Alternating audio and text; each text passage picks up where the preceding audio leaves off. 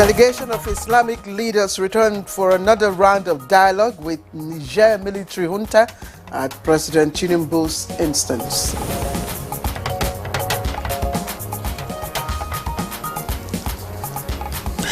No more propaganda in dissemination of government policies and programs, new information minister reaffirms. The focus of government now is how to restore the confidence of the governed. And 6 more countries join BRICS as 15th summit ends in Johannesburg, South Africa. The BRICS expansion process, which has been in discussion for quite a while. We have consensus on the first phase of this expansion process. And on Good Morning Nigeria today, we shall discuss the Nigeria Labour Force Report.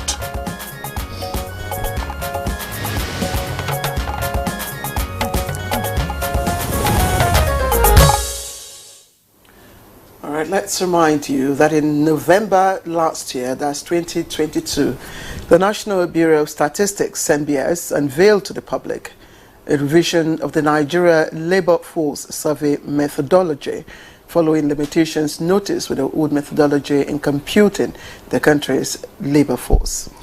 That's right, Claire. Now, the revised methodology brought about significant changes to how labour market data is collected and analysed. Now, it defines employed people as individuals who are working for pay or profit and who worked for at least 1 hour in the last 7 days. And the methodology also considers those working less than 40 hours per week and declaring themselves willing and available to work more as underemployed.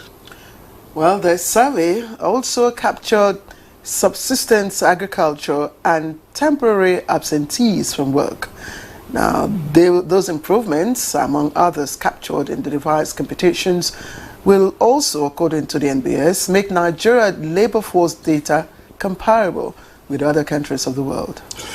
Now, the latest labour force survey report covers the 4th quarter of last year, 2022, and the 1st quarter of this year, 2023, and it was officially released on Thursday in Abuja. Now, the survey was conducted by the NBS, as the Bureau of Statistics, in collaboration with the World Bank and the International Labour Organization, ILO, in response to labour market dynamics. So this year's report presents an in-depth analysis of key labour market indicators, including the unemployment, underemployment, informal employment, and hours worked.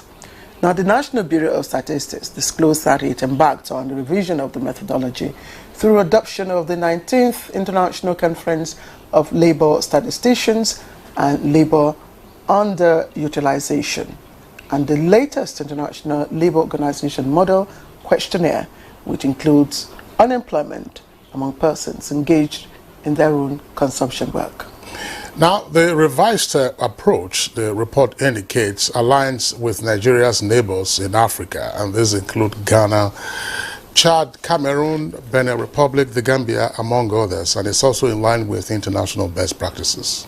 Now, the key highlights of the report is that Nigeria's unemployment rate for the 1st quarter of 2023, that's this year, was 4.1%, while that of the 4th quarter of 2022 stood at 5.2%. Now, the big question is, what other key findings do the report highlight? And of course, what are the indicators and parameters for arriving at the various data? These are some of the questions we will be asking. But most importantly, what does Nigeria Labour Force Data Survey represent, and how does it add value to your lives? So join us as we focus on Nigeria Labour Force Report today on Good Morning Nigeria. I am Claire Adelabu Abdul Razak, and I welcome you to the program. And I'm Kingsley Osadolo. I join my colleague and also welcome you to the program. It's the last episode for the week. And as always, we are live from our headquarters studios in the nation's capital of Abuja. In the course of the program, we'll take the highlights of morning news presently. Then, of course, we'll have business as well as newspaper review. But right now, here is Zendrek Digmon, who has the highlights of the morning news. Good morning, Zendrek. Good morning,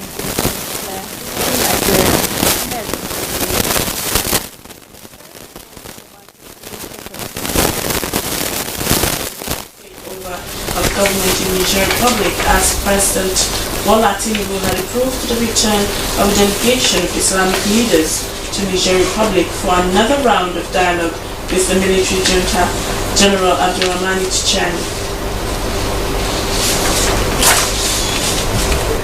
Mr. President, as the head of ECOWAS, is interested in pursuing peaceful resolution of this crisis.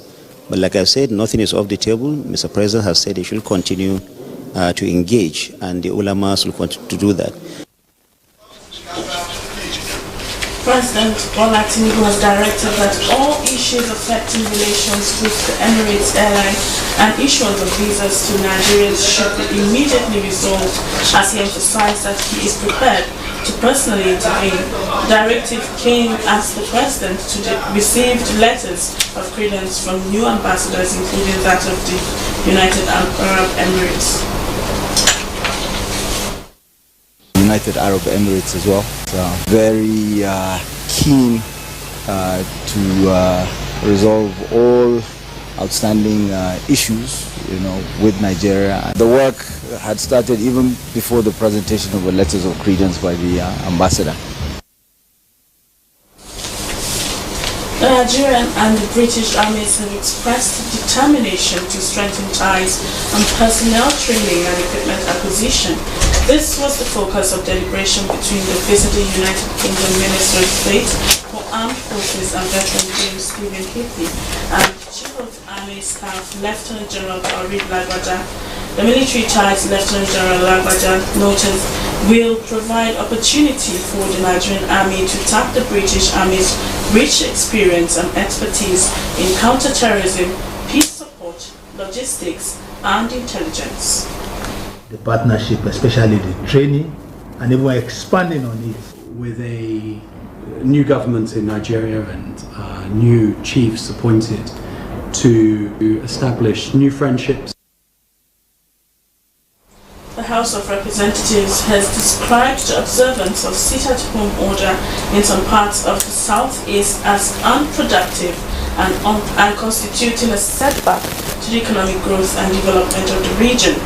At an investigative hearing with law enforcement agencies, the House Ad Hoc Committee on Insecurity advocated a multifaceted approach to reducing criminality in the region. To set up a joint patrol team to comb the farmlands and forests to root out kidnappers, bandits, and all criminal elements in all parts of Isukwato and Umunochi local government areas of Abia State. Nothing has been done. They have not moved any inch inside the bush because the kidnapping keep increasing. Nigeria's economic reforms and diplomatic alliances are intended to attract investments and partnerships while aligning with international and regional cooperation. Vice President Kashim Shettima stated this while addressing world leaders at the 3rd BRICS Africa Outreach and BRICS Plus Dialogue on the sidelines of the ongoing 5th BRICS Summit at the Sandton Convention Center in Johannesburg, South Africa. Based on 1, harnessing the agricultural potential of our nations, 2, harnessing renewable energy to revolutionize Africa. The strategic role of brand building by the Nigerian Institute of Public Relations will be harnessed by the current administration to inculcate integrity to the citizens. Minister of Information and National Orientation Mohammed Idris Malagi at the annual general meeting of NIPR reaffirmed that the era of using propaganda in disseminating government policies and programs is gone. You are aware that the focus of government now is how to restore the confidence of the governed in government and its institutions. You are aware of the vantage and strategic intervention that the communication spectrum can assist tremendously in making the profession more relevant and more focused.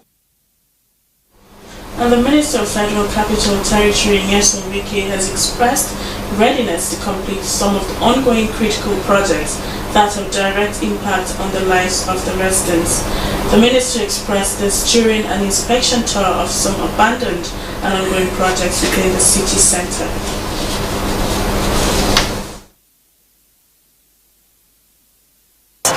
Where the factories are supposed to reside and a contract awarded in 2010, and we're 2023, nothing is going on. Funding is a problem. So why in the first place did we go into it? Well, we know that we don't have the funds for the project.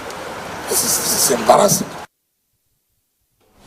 That's the news for now. The program continues with Claire and Kingsley after this break. Please stay with us.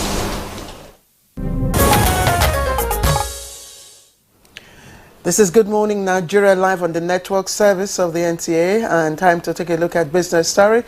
And we understand that high intellectual capability is responsible for the rise to up to 73% of Nigerians accessing UK-sponsored study visa in just 1 year.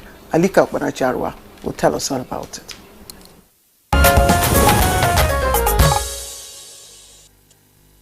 New official immigration data revealed that more Nigerians were granted sponsored study or student visas by the United Kingdom, as the number has almost doubled in 2023 compared to the number recorded in 2022.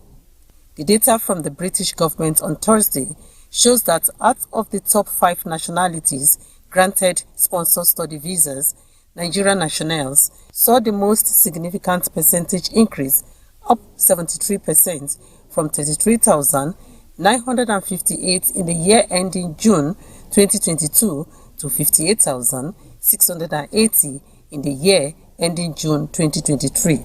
This means that 24,722 Nigerians were granted sponsored study visas within the period under review. Quite a number of the students may also be desiring one program, one course or another.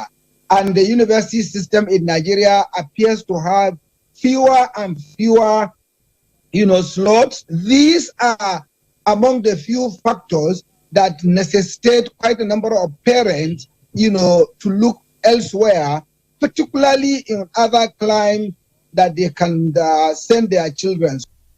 Let's take a look at Thursday tradings on the floor of the exchange.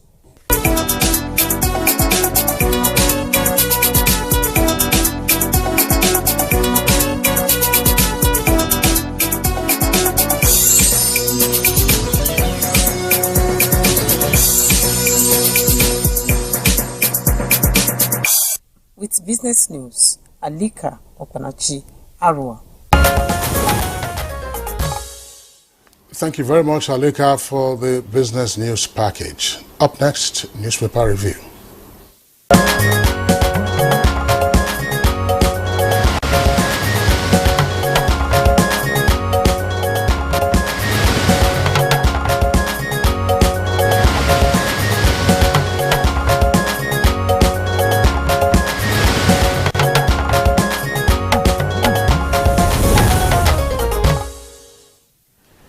And Chukwudi Okole Ugbaja is right here with us in the studio today to review the newspapers for us. Chukwudi, good morning. Good morning, Claire. How are you doing? Very well. Good morning, Kingsley. Yeah, Chukwudi, good to see you. Same here. All right. We have the leadership on Friday. We also have the Punch, and then the good old Daily Times is reappearing, at least for today. We have the front page of the Daily Times. But let's begin by taking a look at the window page of the Leadership Friday. Leadership Friday, below the nameplate, which is the lead story, and it has an elaborate infographics. It has elaborate infographics. 5.3 million prepaid meters risk crashing over software expiration. Local manufacturers move to avert crisis.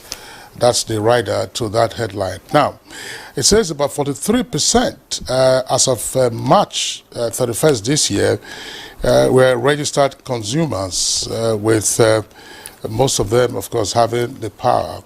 And 92% of the meter asset provider scheme had installations of over 171,000. You can look at the numbers right there, but what is significant is that the headline is saying 5.3 million prepaid meters risk crashing over software exploration. And risk of darkness, it says, customers with standard transfer specification, prepaid meters who fail to upgrade will risk staying in darkness from 1st November 2023. Niger crisis, ECOWAS sends Islamic clerics on second mission.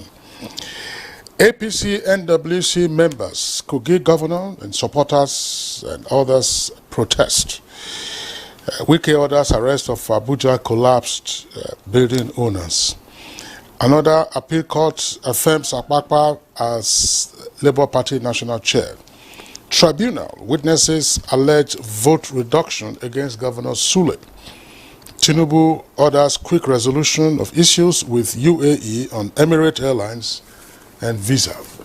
And also very quickly from the Daily Times, as I mentioned earlier, we have the Daily Times, the window page above the nameplate says, Niger coup, that's the kicker, I'm the one delaying military action. Tinubu tells ulamas.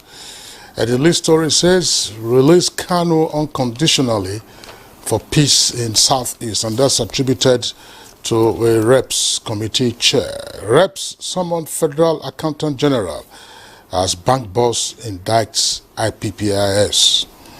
Earlier we read the story of Wike, that's the FCT minister, ordering the arrest of the owner or owners of the collapsed structure in Garki yesterday.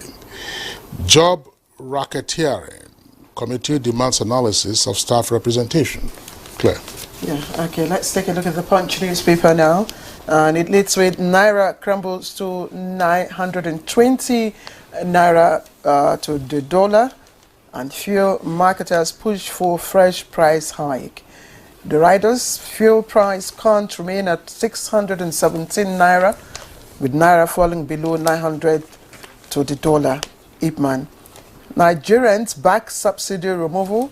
FG replies Obaseki, and Labour wants NNPCL probe. And the sad pictures, stories there, fallen slabs, trapped us while fleeing Abuja collapse building victims. You see a cross-section of the pictures of the incident yesterday. FG faces heavy criticism over 4.1% unemployment data. It's on page 19.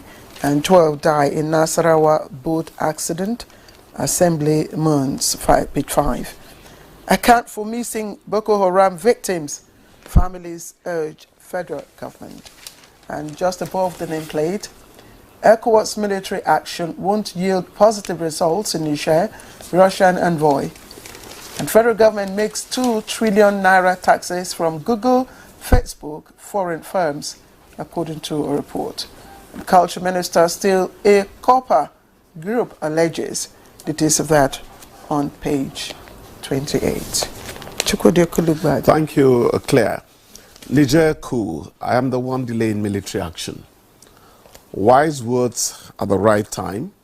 You know, when the furor over military intervention started, there were almost direct attacks on the Nigerian leader, you know, as being the one who's clamoring for us to march on Niamey.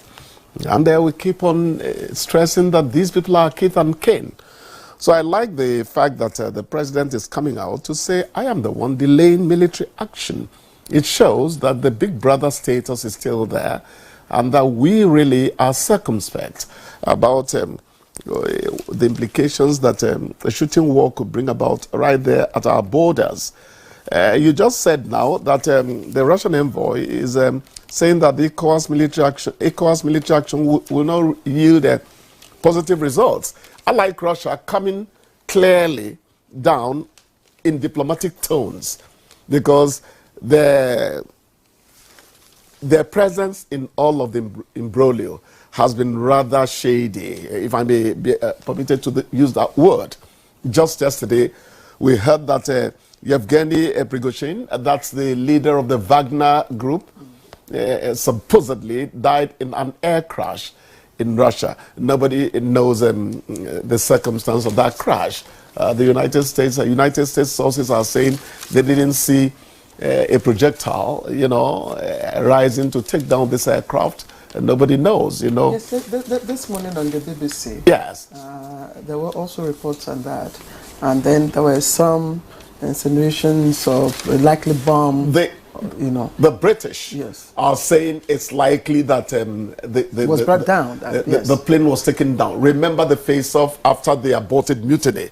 They were 200 miles away from Moscow before this man, who is supposedly late now, decided to tell the boys, turn around, we are not marching on Moscow anymore.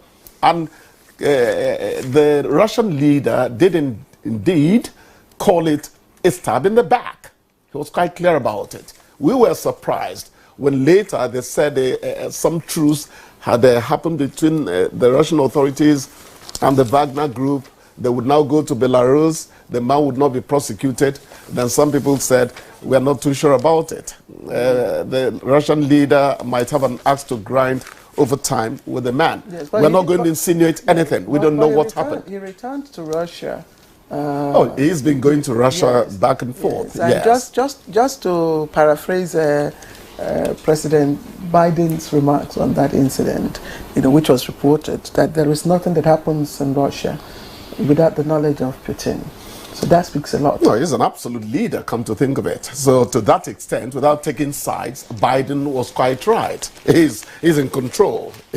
Well, they say things are a bit shaky now. In a war situation, sometimes your hold is not very, very solid. This morning, just before you leave that, this morning, one of my colleagues wondered aloud. They say, what would now happen to the Wagner group? Does it mean that it has been weakened, or is it dead? Now, Ukrainians are inwardly happy that Yevgeny Prigozhin has gone down. Remember the Bakhmut incident, where there was a grinding. They actually called Bakhmut at a point the meat grinder, meaning that souls perished there, both on the Ukrainian side and the Russian side. So Ukrainians are inwardly happy because Yevgeny Prigozhin, whatever you think about him, was really a charismatic leader of Wagner. And his number two man actually supposedly went down in that crash yesterday. So some level of decapitation may have happened to the group, but then well-trained military outfits easily pop up a leader again when there's a demise of the people who have been leading them. So we never know. The important thing is that peace returns to the world, whether it's in Ukraine or in West Africa. That's the point. Well, I think that we should also bear in mind that the incident occurred actually on Wednesday, and yesterday was Thursday. Oh, sorry about that. The incident occurred on Wednesday. Because I missed it and Prigozhin that that's spoken about in somewhat glowing terms, was leading a mercenary group. And under international law, mercenaries are outlawed. Mercenaries are outlawed. No, I didn't speak about it in glowing terms. Well, we're talking about his leadership capabilities. Those are two different things. He said he was a charismatic leader. He was charismatic. Yeah, charismatic. Yeah, group. Which group? And I'm saying that's the outlawry about the use of mercenaries anywhere in the world. I'm not disputing that. That's not the reason. That's not the reason why he was treated the way he was treated eventually. But he of course, knew that probably there was danger ahead after the attempted mutiny in Moscow. And all those who were applauding him at that time now are saying that, oh, this is the way Russia responds. And I think it's an obvious exaggeration to declare that nothing happens in Russia without the knowledge of Putin. There are only 24 hours in a day, and Russia has the world's largest time zones. So how could you possibly know of any and everything? Yes, you have a number of departments, you have the Secret Service. When the CIA was all over the place in Africa and Latin America, carrying out its operations, the U.S. president who was in charge at any material time, probably just nobody could attribute or did attribute those things to the U.S. president. And the comments of President Biden, what Claire was also referring to as what the British are saying, these are not disinterested comments.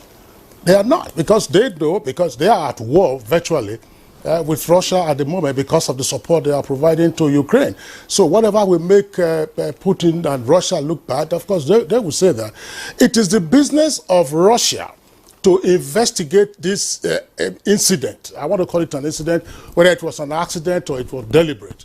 And unfortunately, I mean, it seemed to have occurred also in real time, because there was a video that circulated showing the aircraft coming down and eventually crashing and then exploding into a ball of fire. Now, obviously, if there was a SAM, that's a surface-to-air missile, you would have seen the shrapnels from the aircraft. So whether it was an incident or otherwise, all of these things, will be sorted out. And let us also remember, this is part of what has gone on around the world when certain organizations or institutions take decisions about certain persons. They do carry it out.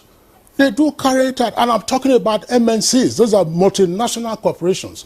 If you are stopping their profits, it has happened elsewhere around the world. I don't want to mention names. It's happened. And there was a threat of it also in our backyard a few decades ago. Somebody who had been a thorn in the side of an MNC was threatened with such an action. So it's not to justify it. And the same Prigozhin was said to have returned only recently from Niger, from a visit to Niger Republic or West Africa, ahead of the response to the threat by ECOWAS to restore the regime of President Bazoum. So that's that on the side. But I think, Claire, what I want to talk about very quickly is the issue of these prepaid meters crashing.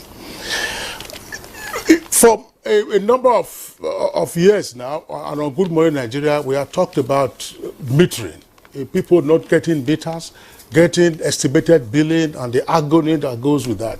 You have not fully provided the meters. There was a program for a supply of meters. That program has not been fully realized. So even those who have now, there's a threat that their meters will crash.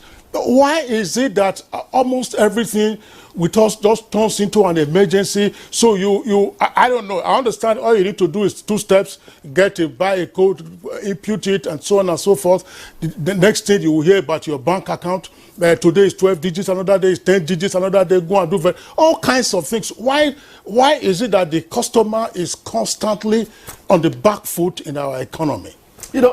Oh, sorry. Yes, Chukwudi, I would just allow you to make a brief it's very response. important. Yes, I say yes, that. please do, because we've asked to. Okay. First of all, it should not be the customer's business for you to upgrade this. Look, we went into this tirade over the supply of meters. Now these meters seem to be available. You're telling us another fairy tale. You can actually upgrade from your own end. These are technologically possible now. So it is not fair, really. I side him quite solidly with Kingsley on that score. Right, yes. I know that when we are signing off our program today, you will say, you will repeat the usual slogan of the Nigerian Television Authority for our viewers who had not already to be a star. Namely, joined in the campaign against rape and rapists. Now, this is not a case of rape. I just want to throw this in. You guys may have discussed it when I wasn't around. The Dean of Law at the University of Calabar is currently on suspension on allegation of sexual harassment by students of that faculty. It's on suspension at the moment. A committee has been set up. But one issue that I have not found answer to, because I raised this some years ago when the issue happened at Obafemi Awolowo University. Why is it that when female students are under threat of sexual harassment by male lecturers, they don't have recourse to female lecturers, either in the same faculty, or in the university. So let us lay our complaints at your doorstep so that you take it up. Is there a conspiracy of silence by female lecturers? That's a big question. Thank you, Kingsley. I think that's a topic that we probably would have to discuss or take up on this program. And just before we round off, to say that Tosa Musa did all her best yesterday in the finals of the 100 meters hurdles, but of course she came sixth.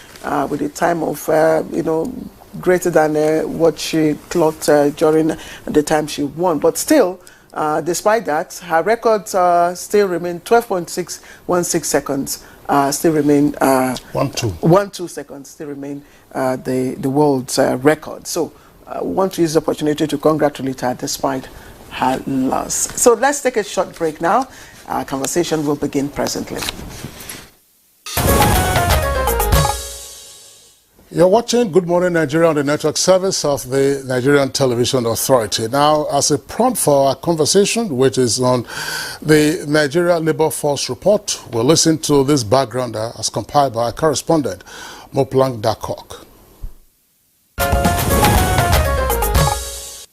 The new indicator, which now shows that Nigeria's unemployment for the first quarter of 2023 was 4.1%, is against the previous high rate of 33.3% in 2021, arrived at by the old methodology. Minister of Budget and Economic Planning, who launched the report, is particularly impressed with a part of the report which indicates that 76% of the population are employed and are engaged in one form of work or other for at least 1 hour a week, which shows that Nigerians are not idle. Close to 75% of Nigerians are engaged in one activity or the other. So these are people, we are people across the country who have demonstrated effort. What sometimes we need more. Stakeholders are unanimous that the report should be an important component in preparing the budget. This data is giving us proportion of people that are self-employed in Nigeria, not just looking at wage employment. This kind of data periodically helps government, helps all of us figure out what's going well, what's working well, where the problems are, what kind of interventions are needed, what kinds of policies and programs are needed. The data, which is expected to place Nigeria on a path to reducing poverty, is coming at a time when government is making efforts to strengthen the MSME subsector and reduce poverty.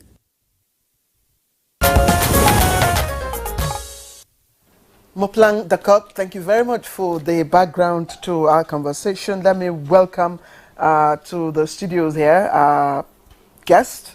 First, Prince Adeyemi Adeniro is the Statistician General of the Federation, Chief Executive Officer of the National Bureau of Statistics, NBS.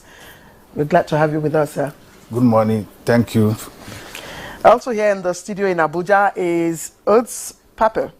He's the lead economist, World Bank here in Nigeria. It's a pleasure to have you with us. Thank you so much. Good morning. All right, two other guests with us this morning here in the studios, the regular and Good Morning Nigeria, Niyi Akinseju is a financial and investment analyst. Niyi, we're glad to have you. It's a privilege. Thank you so much. Good morning, Nigerians. And joining us via Zoom from Lagos is Mr. Wale Smart Oyerinde. He is Director General of NECA, that's the Nigeria Employers Consultative Association. Wale Smart, good to have you this morning.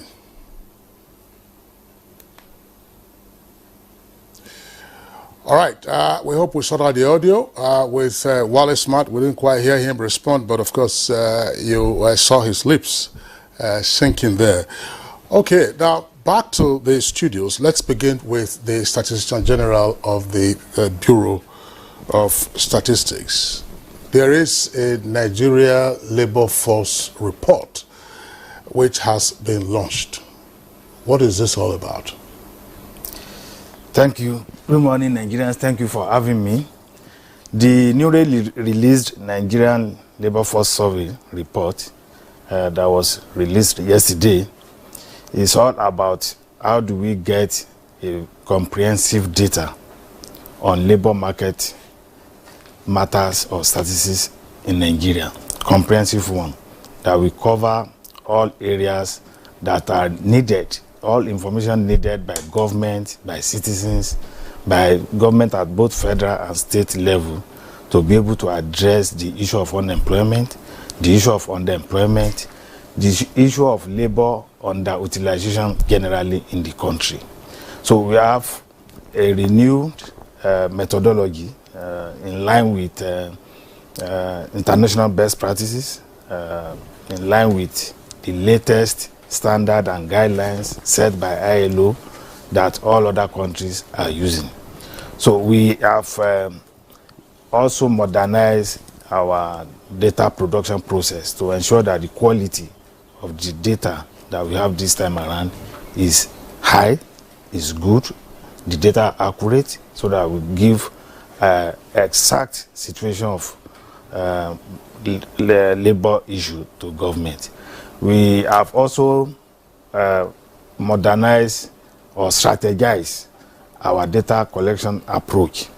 Before, we used to do it one-off on quarterly basis, which has led to us having some quarters data. In some quarters, we won't have funds to do it and all that. But now we are having a continuous data collection for a period of 12 months, non-stop. That is the strategy now, so that we'll be able to give results at national level on quarterly basis. And at the end of that 12-month period, we'll be able to have a more disaggregated data that can give us detail about each state, detail about all sectors, and other granular disaggregation from the data. So that is what is new there. As you all know, another innovation or guideline that we follow in that new labor force that we are talking about is that the concept and definition that we are using before also change. Not that we decided to say, oh, let's change this thing. We decided that, look, Nigeria, we are using a different concept from all other countries, both our neighbors in West Africa as well as outside Africa, USA, UK.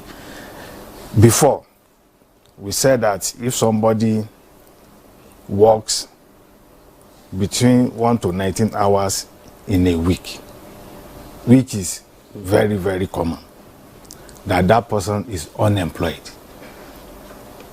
If you work 19 hours in a week, you are unemployed. If you work 20 to 39 hours, you are underemployed. And if you work 40 hours, that's the only time that you are employed. And the ICLS, International Conference of Labor Statistics, has changed that methodology long ago. Not less than 26 African countries have adopted that new methodology. But in Nigeria, we have not changed it. We are still using the old methodology that's ICLS 13, because we are adopting ICLS 19th now. So during COVID-19, that was when our eyes started to open to this, when we had lockdown and we conducted a labor force survey using our phone technology. And people were locked down. If you have to report unemployment as at that time, it will be like 97%. Everybody knows. But there are people that are employed because they are not unemployed. They are locked down in their houses. So because we don't have questionnaire that accommodates such situation, if you are on leave, you are not at work, as at that time, the previous one, we classify you that you are unemployed. But with this new methodology that we have adopted, if you are on leave, if you are sick, we'll be able to capture you that you are working, but you are absent at work, rather than to give impression to government that these people are not working. But they are actually working, but they are on leave. Before, farmers, during off-season, when there is no activity, we just report them that they are unemployed. And you know the number of people that are into farming in Nigeria. But we also factor in now that this is a farmer is waiting for rain to start his planting. So we can't just say all farmers are unemployed because they are not on farm at that particular time. We have also been able to address that issue in this new methodology. Okay, I'll still like you to explain further because to many Nigerians, this may sound, new or strange. And you earlier you talked about quality of the data. I'd like you to speak to that, within the context of our conversation, what you mean. And then I also like you to tell us if many other countries, this is the standard, is the standard according to the ILO and the World Bank, and many other countries, especially our neighbors, have been doing that. Why have we suddenly just realized that that's the way to go? That's just what I just said now. Yes. During COVID-19, when we see that the methodology that we are using is not flexible, it's not allowing other scenarios to be captured. Before, if you are a university lecturer, a professor in the university that is 70 years old, because we peg the working age population at 15 to 64. So anybody outside the age of 64, we are not even going to ask you whether you are employed or not. So the lecturer that is a 70-year-old or 65-year-old at university, we are saying that they are not part of people that are contributing. Was it just a matter of COVID-19? I'm saying now that lecturers before, this is not COVID-19 now, justice, anybody above the age of 64, we are not capturing them. So these are observations apart from issue of COVID-19. This one has nothing to do with COVID-19. Before, I'm mentioning three things now. That if you are working before for 1 to 19 hours in a week, we are saying that you are not employed. You are unemployed. Even if you work for, we know lawyers, you go to court maybe once in a week and you spend maybe 2-3 hours in the court and you know how much you earn for that particular appearance. And we are saying that because you didn't spend 8 hours on that day within the week, you are unemployed. These are issues that have been on ground. That is one. The second one is that because of your age, you are 68 years and you are working. Maybe after retirement, you still have what you engage in. You have a company, you have other consultancy that you are doing. Because we peg the age at 15 to 64, we say you are not working.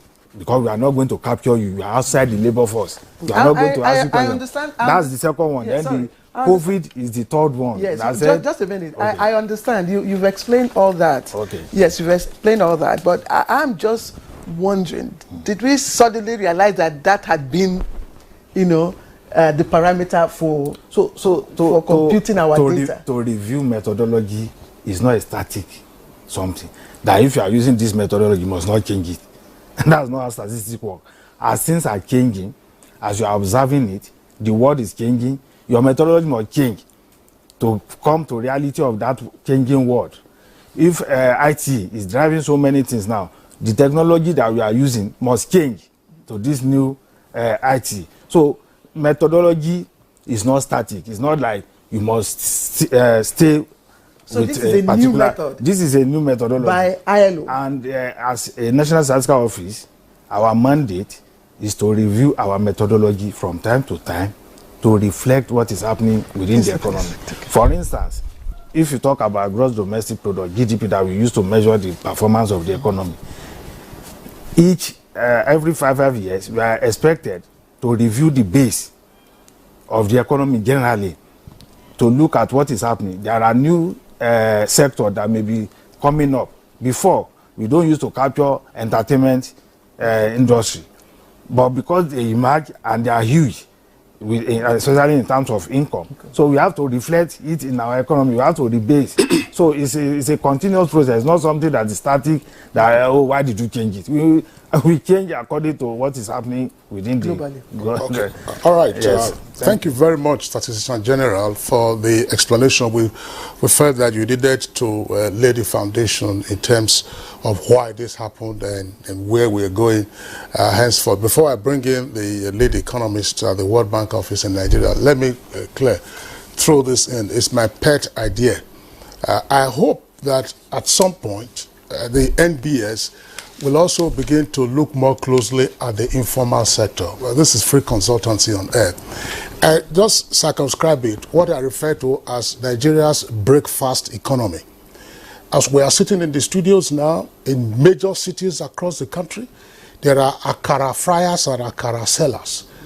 Huge patronage that they get from these daily paid laborers, and so on and so forth. Others are preparing indomie or noodles, all kinds of things. These are informal persons. It takes them hours to get their preparations, and of course they do only a few hours, and after that they disappear. What is the worth of our breakfast economy in major Nigerian cities?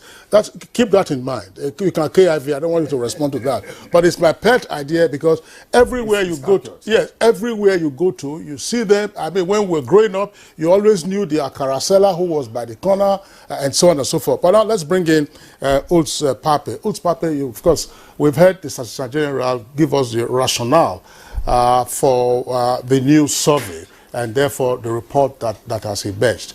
So what he hasn't touched on, I would like you to explain that. 1 to 19 hours previously assumed to be unemployed, and 20 to 39 hours underemployed, 40 hours employed. So what is the new parameter, and therefore presumably, I would imagine, international best practice? Yeah, thank you so much. I mean, it's exactly as like the Statistician General points out. Now, like the definitions are very sort of like complex and cumbersome. No, because it's easy in a conversation just to say, oh, like how many people are employed. But as soon as you delve deeper and like ask what does it actually mean, you're gonna have to like think about like, are we gonna classify someone who worked 1 hour in last week? Are we gonna call him employed or not employed? And these are exactly sort of like the questions that one needs to grapple with. No, and this is exactly why the ILO is like a really important institution with its like regular conferences, and they always like think back the definitions that they have put in place, are they still relevant for the today's world? And so from time to time they revise these definitions. And exactly as the Statistician General mentioned, you don't want to jump on each new definition the next day, because whenever you do a change of definition, well, you're basically going to compromise on comparability. No, you can't really compare the previous estimate with a new one, well, because they are based on different definitions. And so therefore, we do agree that one needs to do this very carefully. And it's not just, if you look at the new labor force survey in Nigeria, it's not just about applying a new definition. There have been like a number of different other changes that brought the survey much more in line with international best practices. If you think about the organization of field work, if you think about quality measures and so on. And so making these changes is good, but you don't want to do them every year, because then you cannot compare anything. And so doing them at once is a very smart idea, and so you want to wait a little bit, then you do them at once, and then you can still get sort of comparable time series. So what are the new definitions? The new definition from the ILO is, if you look at employed, you look at the working age population, which is 15 plus, from 15 to like 65 plus, and then you look at who worked for at least 1 hour in the last 7 days. And as the Statistician General pointed out, you do consider people who actually have work but are temporarily absent, for example, because of sickness. And so there are a lot of like intricacies in this definition. From my point of view, what I'd really like to emphasize is one should not focus just on this one number of, for example, unemployment. This is a number that is often cited everywhere in the world, in the media. It's sort of like the go-to indicator. But what does it really tell us? I think it doesn't tell us as much, because we know, especially in countries like Nigeria, you sometimes have a very high poverty rate, but the unemployment rate is actually pretty low, because people who are like really don't have any livelihoods, they have to find some kind of work out of necessity. And so they might just work for 1 hour, for 2 hours, just get to like the essentials. And so yes, we're going to count them as employed. So the unemployment rate is really low, but it's not really going to help with a high poverty rate. And so therefore, our sort of like main thinking around this is don't focus too much on just the unemployment rate. Think about the quality of work, the type of jobs that people have, how much they earn, the job security they have. And I mean, we can say a little bit more about this, discuss this a little bit more in detail, but the new ILO definition, it's not just a new definition, it's a whole framework of work and what it means to work, different kinds of work, and it allows you to basically say much more about the quality of work. And this actually really tells you something about how is the economy doing, how are the livelihoods of people performing over time. And I think that's exactly what's the most important part. Precisely, Uz, and thank you, because I was going to ask a question in that similar line, but permit my ignorance. I'm just wondering how all of these terminologies and breakdowns and parameters, how does it impact on the life of the average Nigerian who at this moment is going through a lot of economic crisis? I mean, what is the nexus between these new parameters that you have come up and the quality of life that Nigerians, are living at the moment? Yeah, that's an excellent question. So the definition, I think, in the new ILO standards is important because it allows you to have like a more fine-grained breakdown and understand better what's happening on the ground. Now, of course, that's just sort of the foundation. What you need in addition is regular, timely and frequent estimates. I mean, if you know what was the labor situation 2 years ago, I mean, it's not going to help you for today. Now, we know how much Nigeria changed, for example, in the last 2 years. So it is really important that you have frequent estimates. And that's why it's so great that now the National Bureau of Statistics is giving quarterly estimates of labor. And we hope that this also will be sustained in the future. And so from our perspective, that's exactly something that's essential for the government. If the government wants to find policies that are based on evidence, we need to have frequent, timely and high quality estimates. And so what does it mean for the Nigerians, for their livelihoods? I mean, this is exactly the nexus between data and evidence to policy, to the impact on lives. And if you don't have this link of data and evidence to policy, well, you can have very smart government officials, but if they don't have the evidence, they will not know like what to decide, which policies to enact. And that, of course, then is not helping the livelihoods of the Nigerians.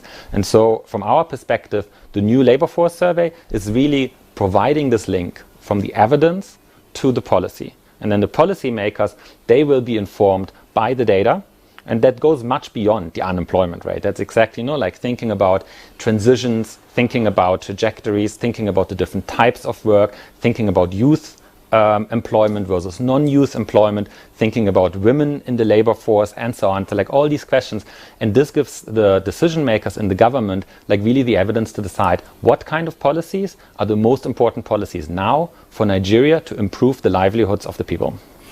Ulz, thank you very much there for your explanation. We'll return to you in the course of the conversation. We've kept Wale Smart Oyerinde, the DG of NECA from Lagos via Zoom. We've kept him just to listen to the explanations provided by the Statistician General and the World Bank lead economists.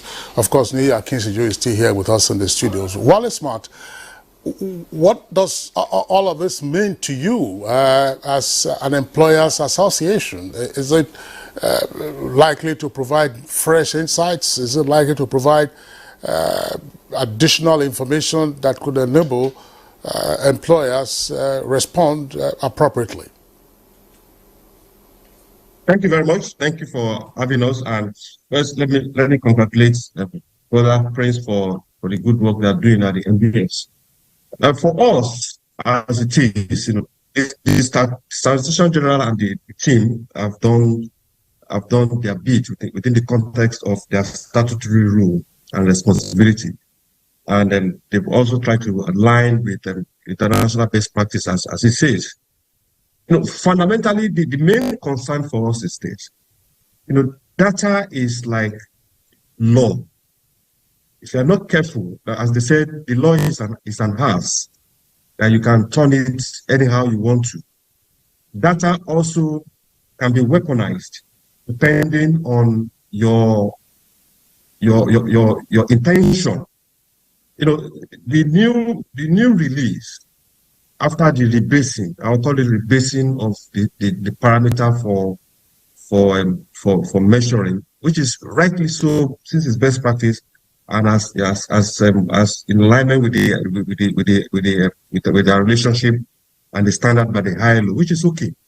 But the fundamental issue for us is the data as it was presented yesterday. We should avoid a situation where it is being weaponized, because somebody can look at that data and actually think, yeah, things are improving, and actually think, yes, employment is being generated, and actually think, yes, a lot of people are being employed. And it can give a misleading perception that organized business is actually doing well, because for somebody to work, that means there must be a business, which is not currently so.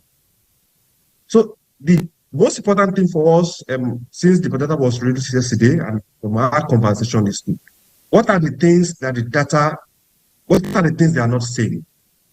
As was mentioned by Pope, you know, the data is not showing the exact standard of living of Nigerians. It's not showing, reflecting the cost of living of Nigerians, which is not the business of the NBS. So for us, is for government to go back with stakeholders and let us look at what are those things that data is basically not showing. It has given us a general overview of this, how many people that are working for less than 19 hours. But for those people, what are the quality of the work that they are doing within the context of that hour? What is the value of that work that they are doing? Is that work, is the income generated from those employment, is it sustainable enough? Is it enough to make them to survive the harsh economic situations that they're currently facing? Those, the data will not give us. The NBS has done its part, giving us that guide that this is the reality now in relation to the best practices. But the main work is now for us, government, for employers, for us to interpret the data appropriately without bringing in politics, without bringing in other perceptions. If you don't analyze it holistically within the context of our reality, because sometimes we say best practices, which is okay, but we have also canvassed best fit. Because best practices sometimes might be distant, might not be in alignment with your current reality. So we have to bring the data back to our local, to our subnationals, and look at what exactly is this data not showing us, so that we can deal with those critical issues of standard of living, of cost of living, and ease of doing business. All right, thank you very much, Mr. Yaounde, for speaking with us. Let's still come back here to the studio. Mr. Niyi Akinsujo is a financial analyst, and also I want to align my thoughts with Mr. Yaounde's thoughts. And at first, I thought that the new figures really, do not align or corroborate, the reality. They do not reflect the reality. If before now we were having unemployment rate at over 30%, and now we're saying in the first quarter of this year we are having 4.1%. I mean, you begin to look at it because of the new methodology. Now, assuming, Mr. Akinsujo, that in a school or in the university, for instance, where you have continuous class assessment and the overall mark is 40% and a student scores, let's say, 15%. Now, obviously, that's a failure. That's a failure.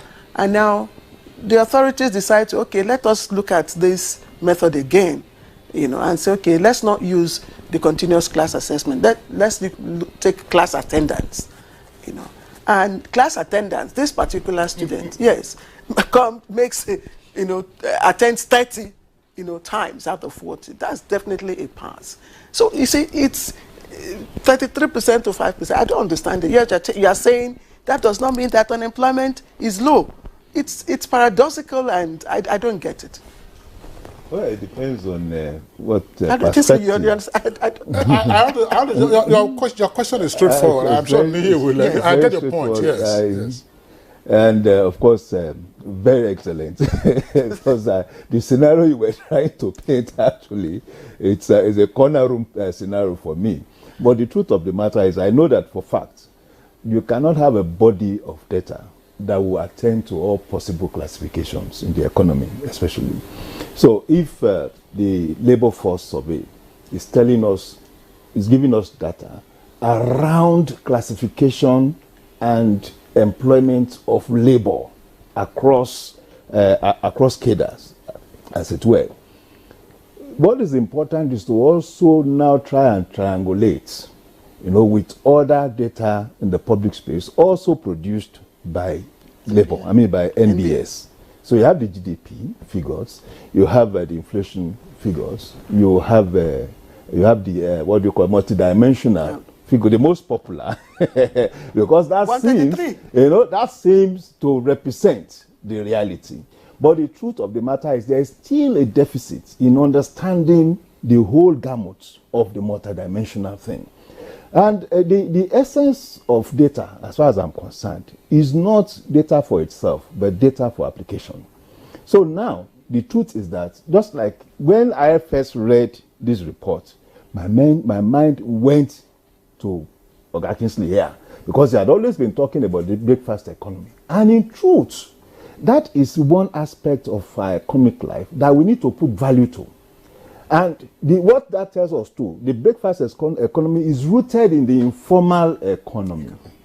And I know, I am not too sure the Office of the Statistician General had attended formally to tell us the value, and the strength of the informal economy. I think it's captured. But from...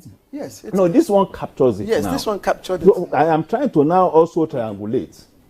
The size of the informal economy in Nigeria, before now, had been given at about 80% of the total growth of the Nigerian economy.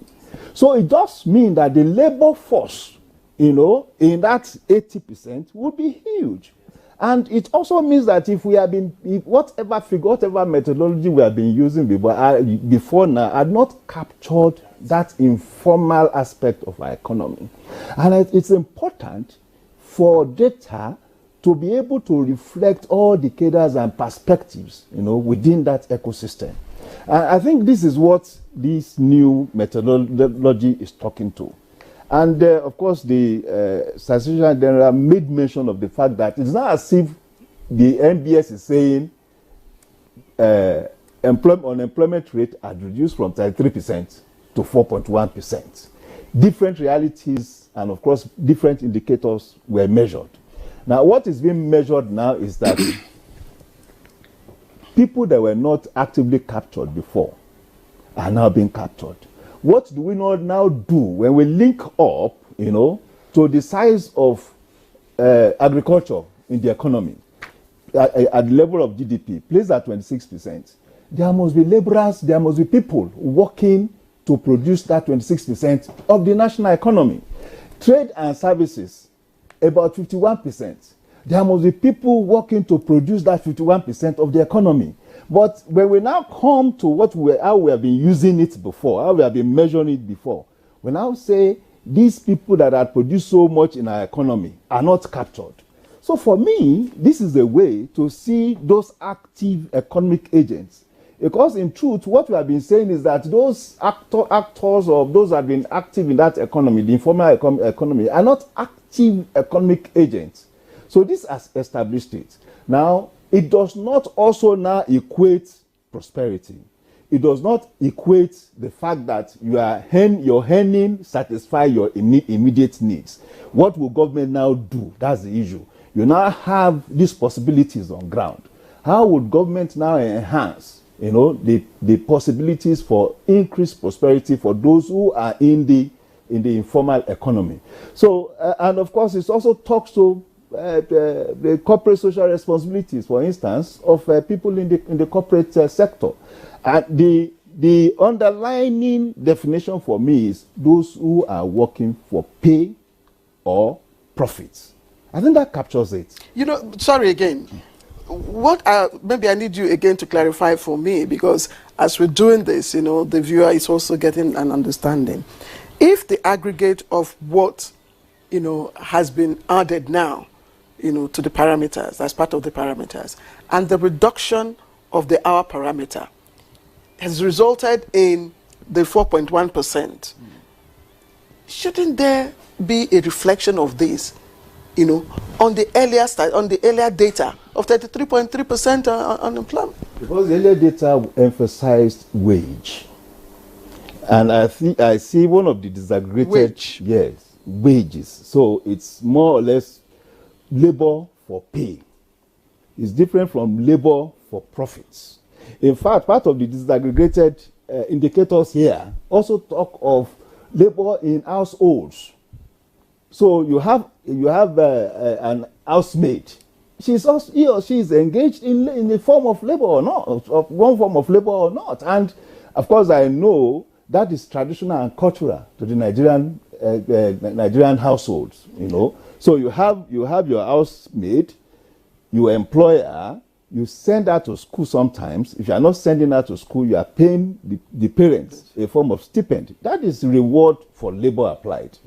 So it will not be fair again to alienate this set of labor, you know, in the whole consideration, as it were.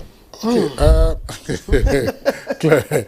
Niyi Akinseju, it's like studying philosophy. Well, yes, in a sense. You know, Niyi, thanks a lot for the explanation you have provided. There are a number of issues on the table, and I think that it's advisable to give the Assistant General the opportunity to respond to the many perspectives. Wale Oyerinde raised a number of issues.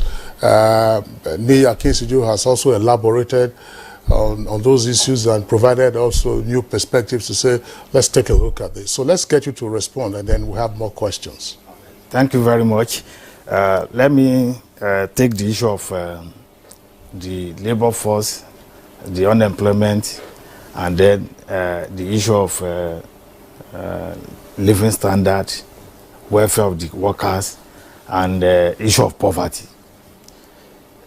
Each survey has their own objective. The objective of labor force survey is to capture engagement in activity by citizens. It's not to measure poverty or welfare of the citizens. So when we talk about food security, there is a survey that measures food security for the country. When we talk about poverty, there is a survey that measures welfare of the people, living standard survey, multidimensional poverty survey. They are looking at issue of poverty. But essentially, what labor force survey is doing is to look at proportion of people, working age population, that are working or that are not working at a particular point in time. That is what that one is doing. And the issue of linking the labor force with GDP, that is exactly what we are doing now. Before, we are not having proportion allocation of people that are producing the goods and services in the country, because we are alienating some part of people that are producing. And in GDP, any product, good or services that is produced must be captured to reflect the totality of what is happening in the economy. People are saying, why are you putting, why did you open up the age limit from 15 to 64 before? Now it's just 15 and above. Why did you leave it open? And they are saying that, okay, this 65 years old, this 68 years old, 70 years old, what is the contribution that they are making to the economy that make you to open it up? Now, Dr. Niyi just said it now, that some of them, the contribution they are making to the economy are huge. They are not many in terms of proportion, but their contribution must be captured if we want to reflect those that are contributing to our GDP. We must not leave them out. The housemaid, apprentices, what they are doing must also be captured. And that is what this survey is doing now, to see that As far as you are engaged in any work activity, you have to be captured. Again, what people are looking for, that is very common, is that if I'm not working in a place where I will be paid salary, wage earners, salary earners, then I'm not employed. It's different. As far as you are doing something, you are engaged in an activity, we are going to capture you as being employed, even if it is for 1 hour within the week. But when people say, when we mention 1 hour, they say, so if I work 1 hour in a week, are you telling me that it's good enough for me to survive, to have a good living? We have analyzed the data. When we say at least 1 hour, it doesn't mean when you work 1 hour, you must stop within a week. People are giving an example of somebody washing a car. So if you wash a car for somebody in a day for 30 minutes or 20 minutes, is that what you are going to be living on? And we are saying no. What the definition is saying is that if you wash a car for 30 minutes, are you now going from Monday to Friday to go and sleep in your house and not wash another car? If you have cars to wash for people in a day, 4 people, you do that. You cannot do for 1 day now and go back and say 1 hour. The 1 hour we are talking about is that we are going to capture it because you have done something. Just to reflect that anything that you produce, whatever the number of time that it takes, must be captured in the economy. So also the people that are doing it, no matter how short it's been done, we should be able to capture it. But that does not mean you must work 1 hour in a week, even if you have opportunity to do more work. You now say it's 1 hour. That's not what we are saying. But we are saying that we want to capture it and reflect it that, look, there are so many people that want to work, and that's why we said don't limit it to unemployment alone. When we are talking about labor force survey, when we are talking about labor market statistics, don't limit it to unemployment. Look at underemployment. There are people that are working even for 18 hours, for 20 hours, but they want to do more. But there is no opportunity for them to be able to do that. Why are we not talking about them? We are not talking about just 1 hour. How many people, we have done the analysis, people that work between 1 to 5 hours, they are less than 1%, 0.7%. They are so negligible. It means Nigeria are very, very hardworking because more than 65% of Nigerians are working over 40 hours in a week. So it's not like we are classifying people to say they are not working up to 40 hours, they are not working up to 20 hours, we are putting them in a straitjacket of 1 hour. No. But we should be able to capture them as well and classify it properly so that government can see the picture holistically and address it. That why is it that people that want to work more hours are not able to work? What is causing that? Then they can address it. Then, talking about the issue of quality, the quality that we introduce into the data, first we increase the sample size from 33,300 households before to 35,520 households now. You know, the larger the sample size, the better the estimate. So we have done that to improve the quality of the data. Before, as I said, we always do one-off, maybe for 15 days in a quarter to collect the data. And when you have set a time like that, it means the animator must complete their work within that period. Even if the person they want to interview is not around, they have to just find a way to collect that data. But now, we have given them enough time within 1 week to work in just a small enumeration area, so that even if somebody is not around, they have ample opportunity to go back and interview the right person for this survey. What is the context of the interview? What kind of questions, contained in the questionnaire? Okay, so first we take your demographic information, and then we look for members of the household that are 15 years and above, and then we ask them in the last 7 days, this is the one that is basically for the labor force. In the last 7 days, have you engaged in any activity for at least 1 hour in the last 1 week? When you ask that and they answer, yes, I've done something, yes, I've not done anything, So if you have not done anything, are you looking for what to do? Because this is where the concept of out of labor force coming. If you are not looking for work, and we ask you, if you get a work, if you say you are looking for work, okay, if you get the work, are you ready to do it? If you say yes, are you available to take it? If you say yes, then that means you are ready to work, but you have not gotten. But if we ask you, you are not doing anything, are you searching? Have you been searching for work? Say no. If you see work, are you going to do? You say no. He's not ready to work. He's not part of the people that we want to consider as unemployed people.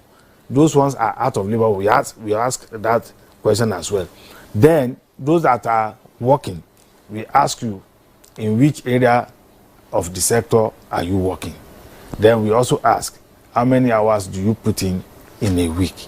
And we ask them, how much do you get from it? So the issue of cost of living, whether the pay is good enough, we have those data that we can give to government to look at. So, but it's not easier to say the payment is low, please increase it.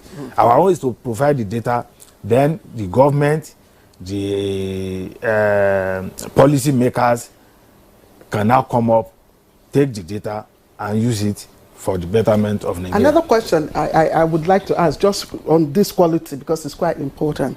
I want to believe that your population size is quite large. It's Nigeria, the whole population. Yes. So I'm wondering how, you determined the number of the households now. To visit. Yes. That's our own work.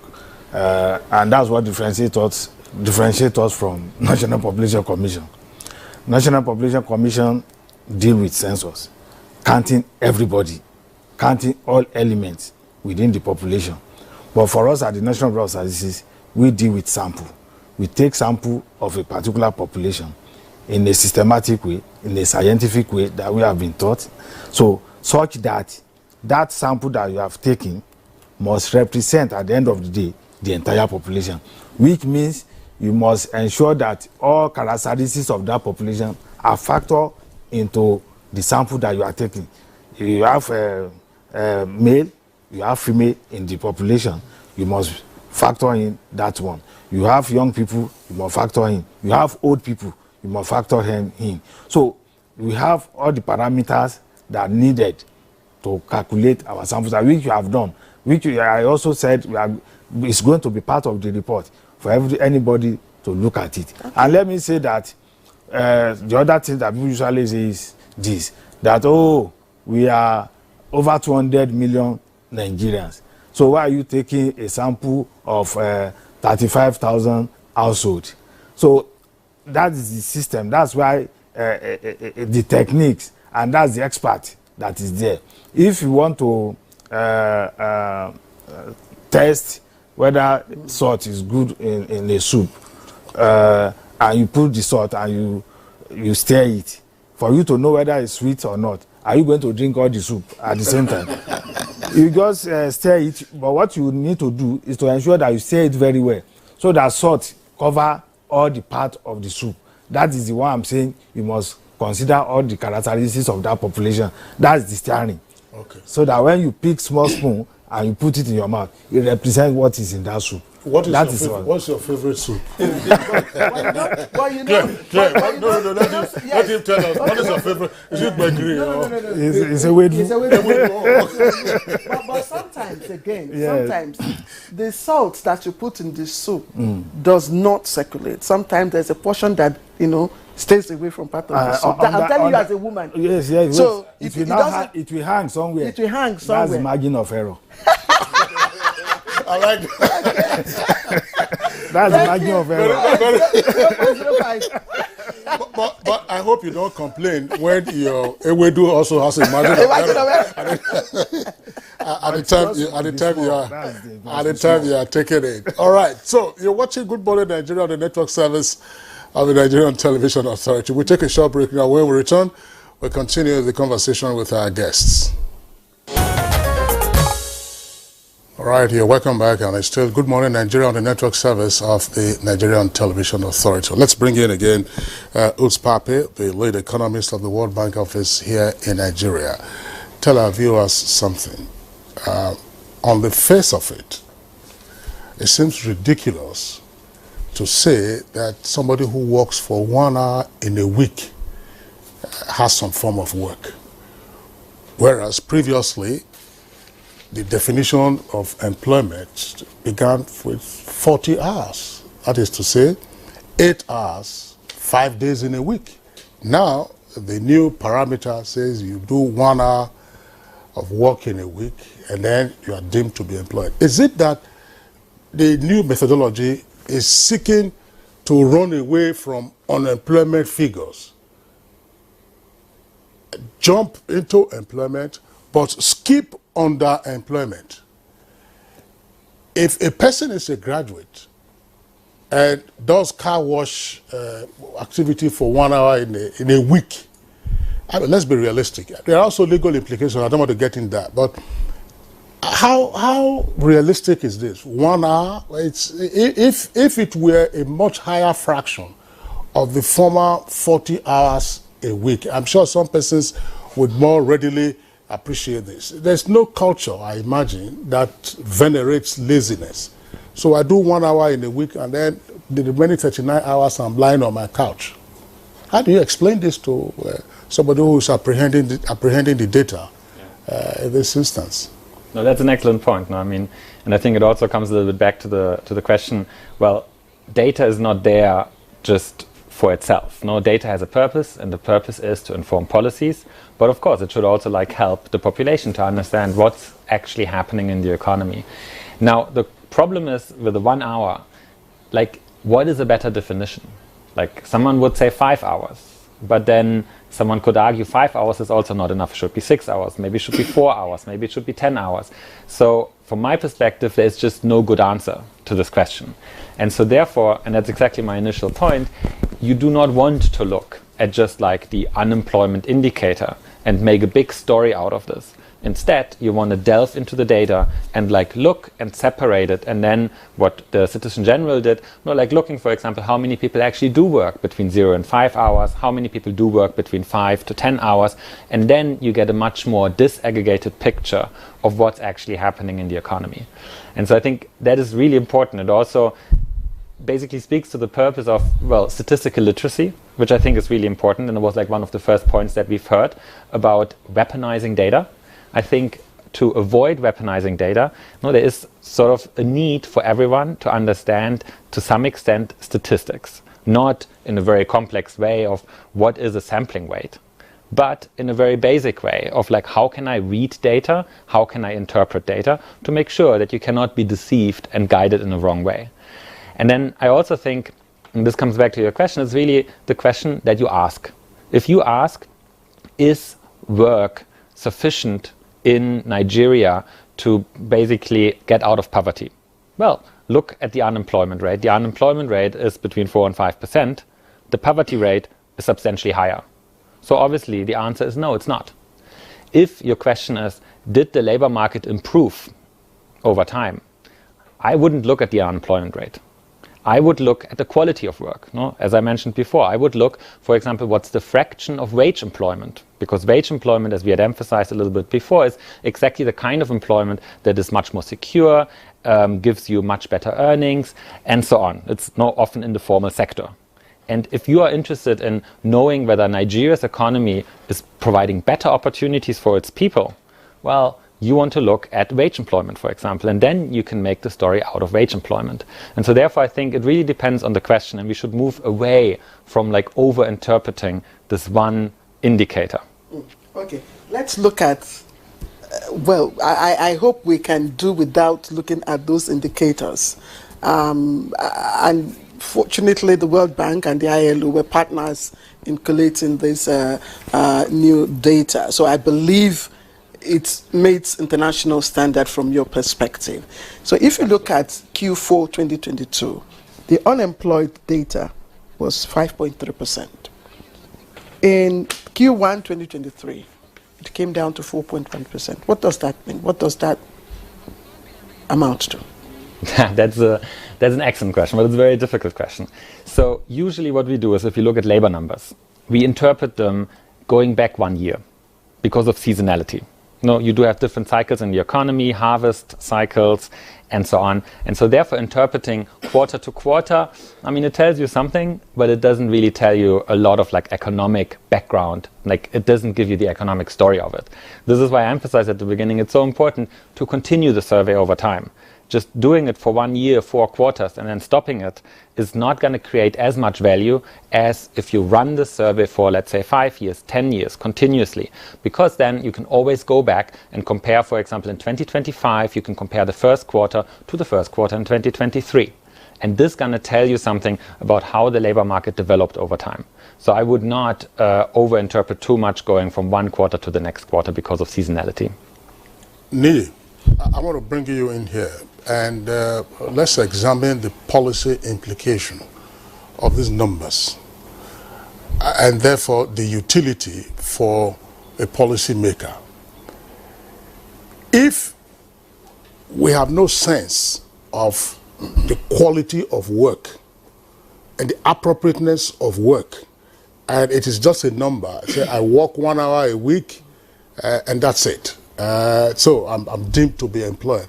How does that impact the possibility of me canalizing programs to ensure that more persons are captured?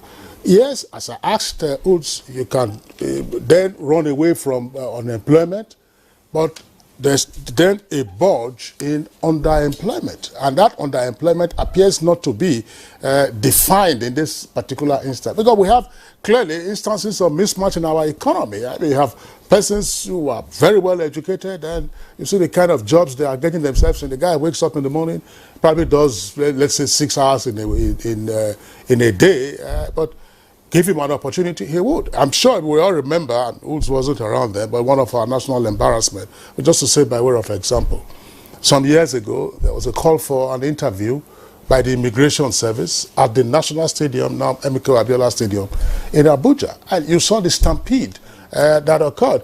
A number of persons who came for that interview already had some form of employment.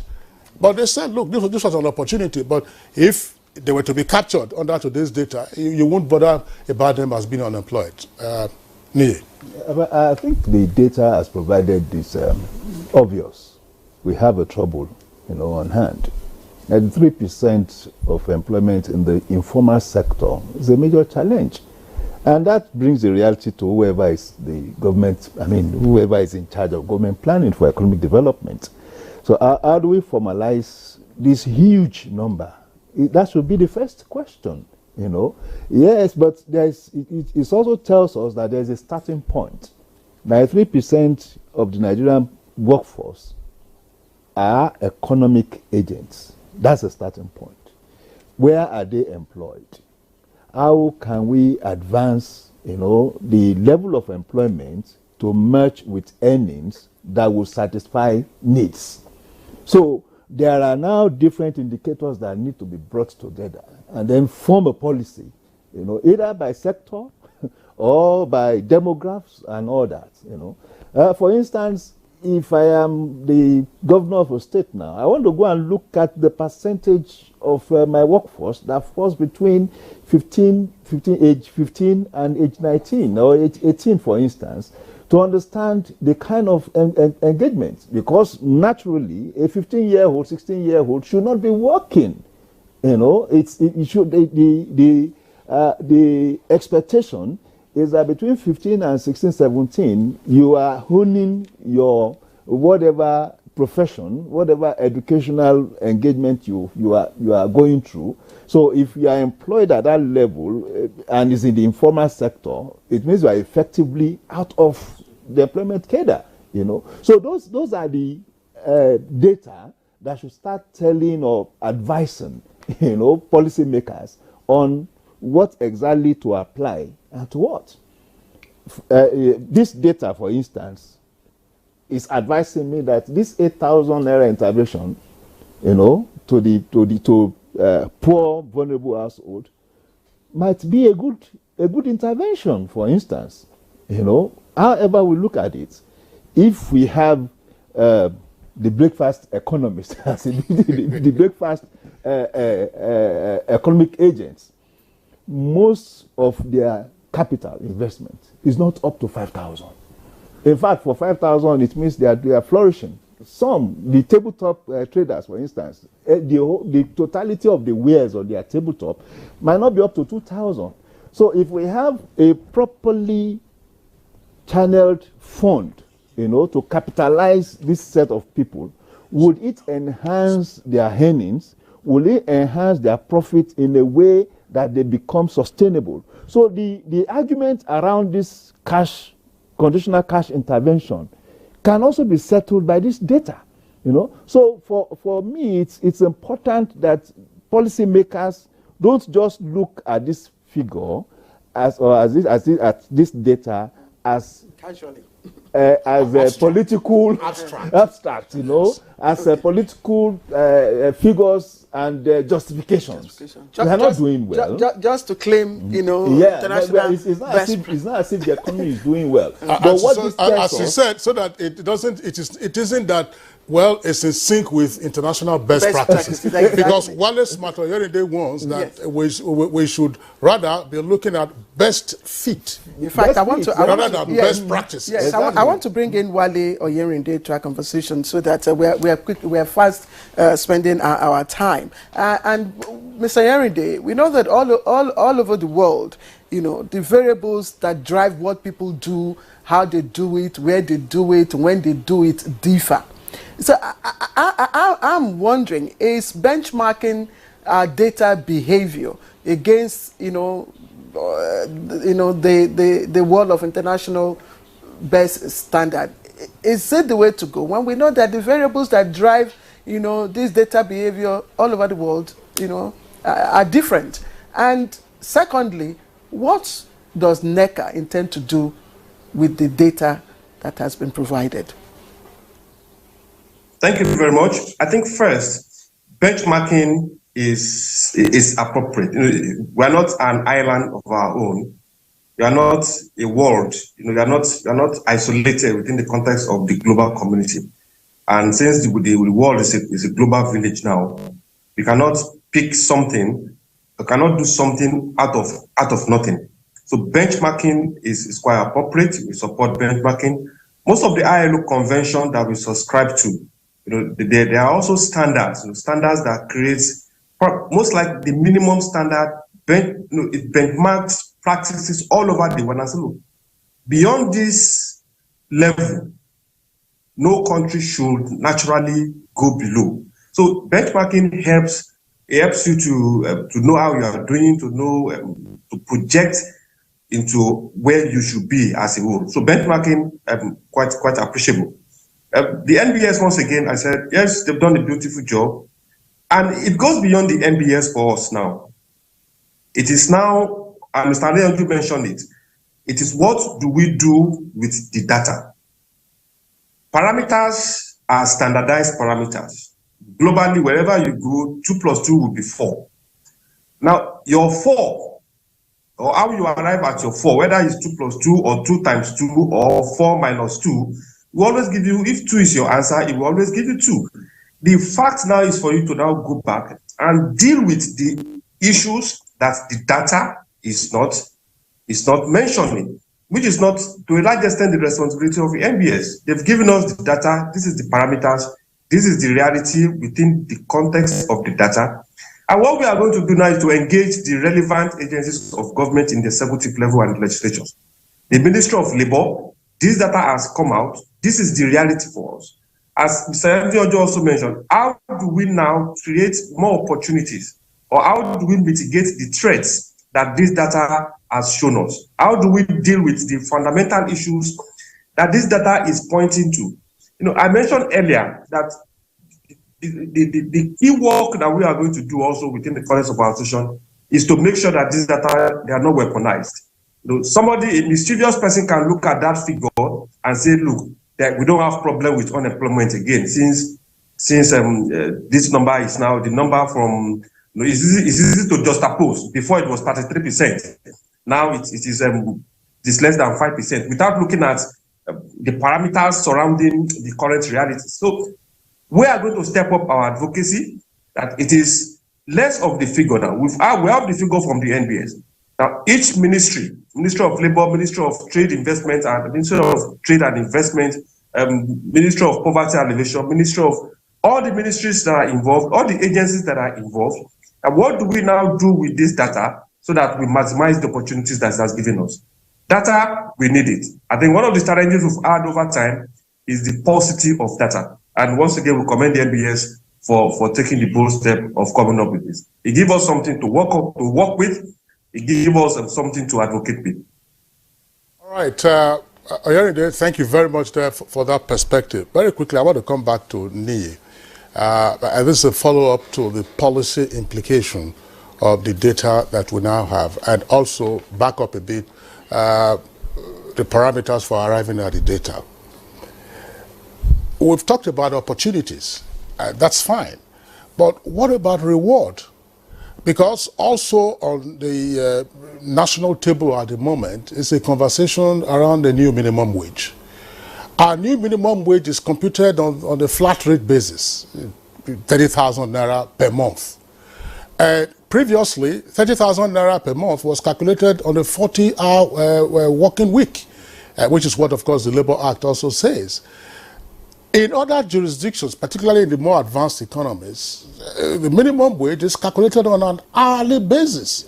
So how do we then square this with a best fit?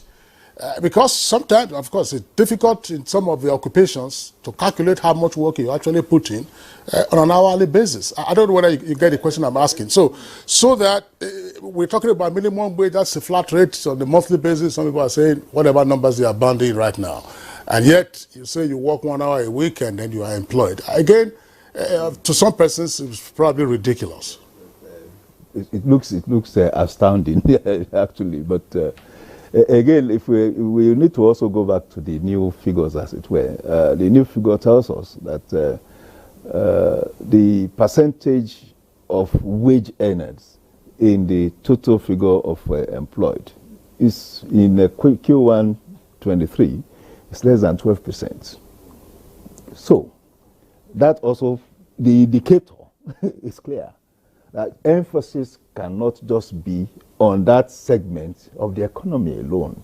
And that there is even a bigger need now to start attending to the larger spectrum of the economy, which is what is now being captured, the informal sector, as it were.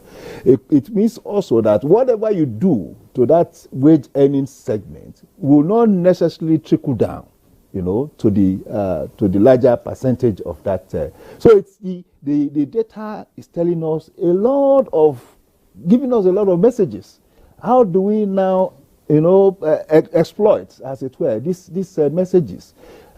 Two, it's also telling us that we have been giving lip service, to energizing the Nigerian economy, because we have always looked at the formal sector without creating a linkage between the informal and the formal. And there are obvious linkages. Raw materials are produced in farmlands. How do we connect effectively, between the farm gates and the manufacturer's gates? Those are issues we need, to consider. Thank you. Thank you. Let me quickly just appreciate Mr. Wale Oyerinde, who is the Director General, Nigeria Employers Consultative Association, NECA. Mr. Oyerinde, thank you very much for joining us for this conversation. And then we wish you luck in the steps that you intend to take, of course, to ensure that the new data is not weaponized. Have a pleasant day, Mr. Oyerinde. Thank you. Thank you very much. Okay, let me ask, just in 60 seconds, if you may, again on the issue of weaponization of this report. It's a likely behavior among policy decision makers. What are you likely to do about it? All right. Thank you very much. I want to start by saying that, one, the present government of President Bola Ahmed Tinubu is a government that is ready to use data. But they are ready to use data not wrongly. Yesterday, the Honorable Minister of Budget and Economic Planning was the one that launched this report.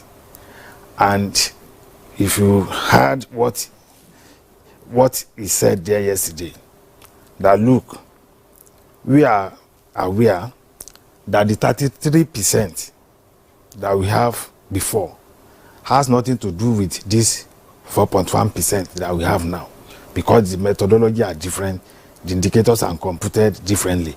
He said it there, that it is obvious that we cannot be comparing, and we cannot be saying unemployment drop. It didn't drop from anywhere, because they are not coming from the same place.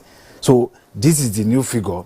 This is what we have gotten from the new methodology that we are using, 4.1, 5.3 before. So he understands, and that's why I praise the president, that he has put somebody that understands the issue of data at the ends of affair of our planning, because to plan you need data, and the present minister understand that. He exhibited it yesterday, and they are ready to support MBS to produce more of this data on regular basis. So the issue of, from government side, especially with the minister, I don't have problem of weaponizing the data. But I want to say that the media should help us emphasize on this, that it's not dropping from 33 to 4.1, because that's what we have been hearing. No, and we emphasized it yesterday, that don't bring 33 into the picture now. Look at the broader information, indicators that are available, that my brother Niyi have been talking about. Certainly, Prince Adeyemi Adeniran, the media, especially the NTA, we work in partnership with you, the NBS, to ensure that this data is not weaponized. And we'd really like to appreciate you for coming to share your perspectives and explain this new report for us. Thank you very much. Thank you for having me. Prince Adeyemi Adeniran, Statistician General of the Federation and Chief Executive Officer of the National Bureau of Statistics. And we also have here with us Oz Pape, who's the lead economist, World Bank. We'd like to appreciate you for coming to explain some of these things. They can be too technical sometimes. Thank you. And Niyi Kinshiju, financial and investment, and it's always a pleasure, to have you to explain all of these financial stuffs. Kingsley was talking about 2 plus 2 may not always be 4, depending on the method you apply. Thank you very much. If you use base 2. If you use base 2. If you use duodecimal. But 2 plus 2 equals to 4 on the decimal scale. Statistics General, is that correct? Yes. Either? It becomes a different modern mathematics. Do we take sport? So, should we still talk about mathematics? No, that's fine. No, don't go there. Don't go there. I've told you that I managed and I tried to make a P7, and I say that I'm proud of it, but it is not now in those days. If you made a P7 in those days, yes, and it is my effort. If you made a P7 in the days I finished my secondary school, you will something. Yes, it will be a C now. Yeah. All right. So do we take sports? All right, let's quickly take sports. Unfortunately, our own Tosin Amusan did not win in the 100 meters hurdle yesterday, but she did put in her best. But let's get all the details from our sports desk. All right, so that's it for us on Good Morning Nigeria for today, and indeed for the week. We thank you for being with us. We're back on Monday, same time, 7 o'clock in the morning. Enjoy your weekend. We'll look after yourselves. I'm Kingsley Osadolo. Just to appreciate Kingsley, one of our newest viewers, Fatima Evelyn Isagba, she told me she stumbled onto Good Morning Nigeria and she liked it, and this is our breakfast program every day. So thank you, Fatima Evelyn Isagba, for being our fan. And so we wish you a pleasant weekend. Don't forget to be our partner in the fight against rape and rapists. From all of us here, have a pleasant weekend. Bye-bye.